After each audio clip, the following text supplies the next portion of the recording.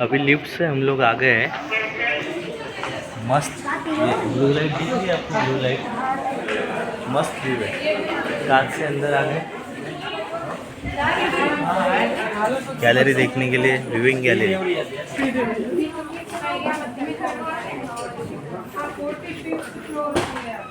यहाँ से मैं आपको दिखाता हूँ क्या दिखता है।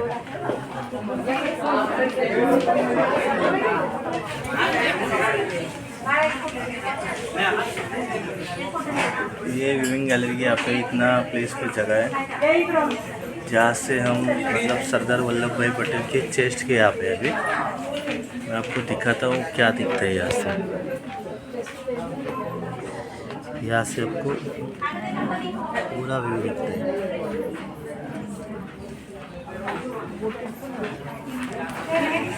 यहाँ से आपको नर्मदा नदी और डैम दोनों दिखेंगे।